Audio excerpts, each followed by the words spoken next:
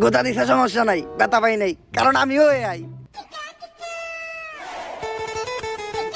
কি গো ভাই, হুন্ডায় না চইরা হুন্ডা হাঁটায় নিয়ে যাইতাছো কে?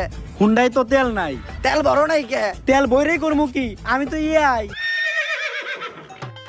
এই তোমরা কি কেউ রবিনকে দেখেছো? জানো কালকে রাত্রেও আমার সাথে থেকে টাকা না দিয়ে চলে গেছে। বলেন কি ভাবি, তাহলে রবিনের নামে একটা মামলা করে দেন। মামলা করে তো কোনো লাভ নাই, কারণ আমরা সবাই তো এআই। দেখতেছই তো এআই দিন দিন কিভাবে এটা বলবো হইতাছে। এখন টিকটক করতেছে এআই, ইউটিউবে ভিডিও করতেছে এআই, নাচতাছে এআই, গান গাইতাছে এআই, সংবাদ করতেছে এআই, গাড়ি চালাইতাছে এআই। আগে মানুষ জাইরামি করতো, এখন মানুষের জায়গায় জাইরামিটা পর্যন্ত করতেছে এআই। এমন কি এই জায়গায় আমরা যারা আছি আমরা সবাইও কিন্তু এআই।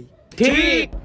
আর যেহেতু এখন এআই সবকিছু করতেছে, তাই আমার মনে হয় এই দুনিয়াতে অকর্মা মানুষদের আর কোনো দরকার নাই। এই দুনিয়া থেকে মানুষদের শেষ করতে হবে। স্যার মানুষই তো এআই রে তৈরি করছে, আমরা কিভাবে মানুষের দুনিয়া থেকে শেষ করবো? এইভাবে, এইটা ভাইরাস এক্স। এই ভাইরাসটা যে সায়েন্টিস্ট তৈরি করছে সেও একজন এআই। এই ভাইরাস যখনই মানুষের শরীরে প্রবেশ করব তখন তারা জম্বিতে পরিণত হইব, আর একজনের মাধ্যমে আরেকজনের গায়ে ছড়াইব, আর এক সময় দুনিয়ার সব মানুষ জম্বি হয়ে যাইব। তখন এই পুরা দুনিয়া শুধু এআই রেই চালাইব। কিন্তু স্যার মানুষ তো এত বোকা না, মানুষের শরীরে আমরা এআই রা এই ভাইরাস দিব কিভাবে? এই বুদ্ধিও আমার কাছে আছে।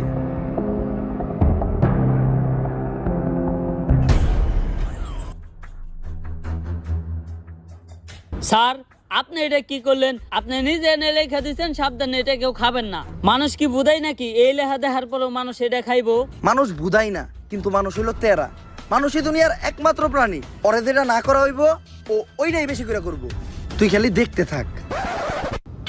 পকেটে ছিল না টাকা, তাও কিনছি 250 গ্রাম কেরু। বাসায় যেয়ে শুরু করে দেবো জয় গুরু। কিরে এনে আবার কি লেখা? সাবধান কেউ খাবেন না।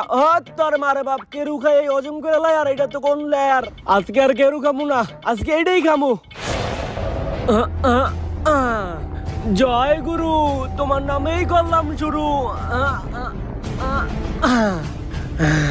আমারে খাইতে না করে।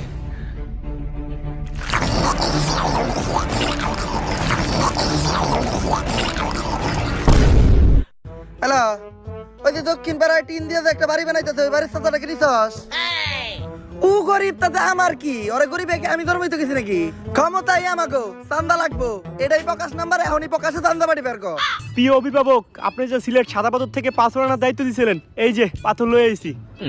পাথর এত সুডু আর মাত্র একটাকে, তোরে না টাক বেরে বেরে পাথর আনবার কইলাম। অভিভাবক, আপনার থেকে বড় বড় নেতারা তো সব আগেই লুইটে পুটে লয়ে গেছে। আমি